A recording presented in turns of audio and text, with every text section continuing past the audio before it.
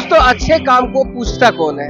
अगर कोई बुरा काम करे तुरंत भीड़ लग जाती है, कमेंट्स आने शुरू हो जाते हैं। लेकिन अच्छा कोई काम करे तो आदमी इस तरह से हजारों की भीड़ में भी अकेला रहता है। मैं खड़ा हूँ झनकार मोड़ पर, जहाँ पर अभी स्वामी विवेकानंद की जो मूर्ति उसका अनावरण हुआ है। हजारों लोग यहाँ पर पहुंचे हुए हैं, एक पवित्र काम कर रहे हैं। लेकिन ये बंदा जो आप देख रहे हैं, ये पवित्र संदेश लेके मैं देख रहा हूँ, पिछले 2 घंटे से सिर्फ अकेला खड़ा है, कोई इसके पास नहीं आ रहा है। लेकिन बावजूद इसके इस शख्स को कोई फर्क नहीं पड़ता है। इनका यही कहना है कि मेरा संदेश अगर एक व्यक्ति तक भी जाता है तो मेरी जीत होगी।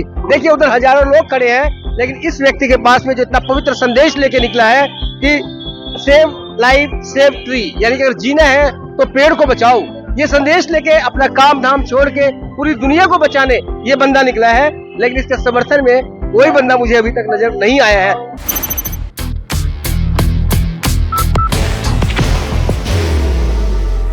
There will only be one insignia.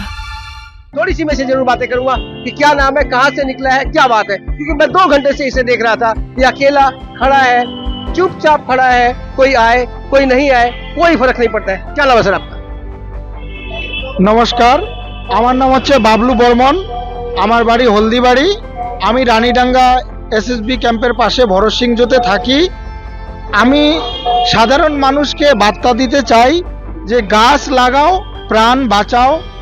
যদি অদূর ভবিষ্যৎ প্রজন্মকে আমাদের নিজেকে বাঁচতে হয় তবে আমাদের গাছ লাগাতে হবে। আমরা সমাজে এখন থেকেই কৃত্রিম অক্সিজেনের উপর নির্ভরশীল হয়ে যাচ্ছি। আমার তার জন্য অনুরোধ, আপনারা কৃত্রিম অক্সিজেনকে বর্জন করুন, প্রকৃত গাছ লাগান, প্রকৃত অক্সিজেন নিন। আপনি কি সবসময় এটাই করেন? আমি এটাই করে থাকি। স্যার কি করে চলবে? আমি একটা প্রাইভেট কোম্পানিতে কাজ করি, সেখান থেকেও আমি অনেকটা সাপোর্ট পাই। টাইম মতন টাইমের আগেই আমি বের হয়ে। আপনি কোথায় কোথায় গিয়েছেন?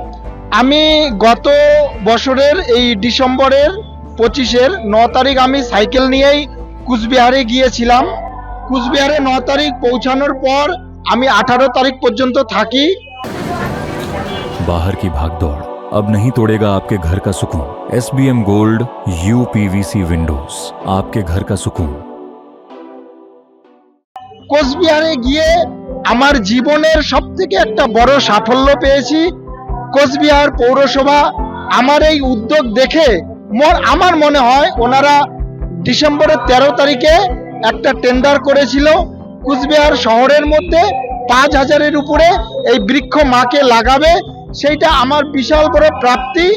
আর এই যে আজকে ভারতবর্ষের বীর সন্ন্যাসীর আজকে এখানে মূর্তি উন্মোচন হলো, সেখানে এসে এই বীর সন্ন্যাসীদের বাণী থেকেই আমরা বুঝতে পারি সমাজকে, আমাদের ভারত মাতাকে সুফলা, আমাদের দেশকে সবুজের বিকাশ ঘটাতে হবে, গাছ লাগাতে হবে, प्राण बचाते होवे एवं की प्रकृति ऑक्सीजन। आप अकेले निकले हो, आप अकेला निकले हैं, कोई आपके साथ में नहीं है, आप ऐसे ही जा रहा है, दुनिया के लिए काम कर रहे हैं, लेकिन दुनिया का एक आदमी आपके साथ में नहीं है। आपको ऐसा नहीं लगता कि छोड़ो ये सब?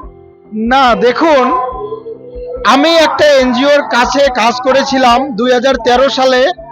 আমার এই হাত দিয়ে আমি মাদার টেরিজা সম্মান পুরস্কার দিল্লির কনস্টিটিউশনে হলে নিয়েছিলাম। তখন থেকে আমার মনে ভাবনা আসছে যে সমাজের জন্য আমি করে যাব। আমাদের এই ভারতবর্ষের মাটিতে বীর সন্তানরা নিজের জীবন দিয়েছে, তো আমি সাধারণ একটা এই মানুষের কাছে এই বার্তাটা কেন পৌঁছে দিতে পারবো না?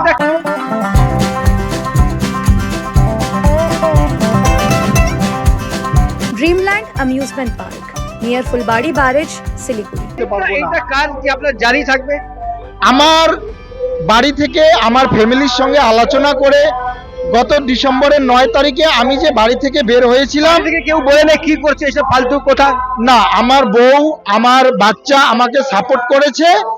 আমি ভারত মায়ের ঝান্ডা নিয়ে এবং কি বৃক্ষ মাকে শপথ নিয়ে আমি 9 তারিখেই বাড়ি থেকে বের হওয়ার সময় বলেছিলাম আমার জীবন যতদিন বেঁচে থাকবে এই বৃক্ষ মায়ের উপর আমি কাজ করব।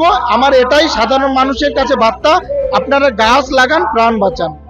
बिल्कुल दोस्तों, अच्छे काम में कोई साथ नहीं देता है, लेकिन ये भी कहा है कि तो डाक सुने दीजिए कि ना आसे तब एकला चलो रे, और अब आप एकला निकल जाओ काफिला अपने आप बन जाएगा। तो हम बहुत सराहना करते हैं इस बर्मन भाई की, जो इतना अच्छा उद्देश्य लेकर निकले हैं अकेले ही, और हम शुभकामना देते हैं कि ये अकेला 1 लाख के पार हो।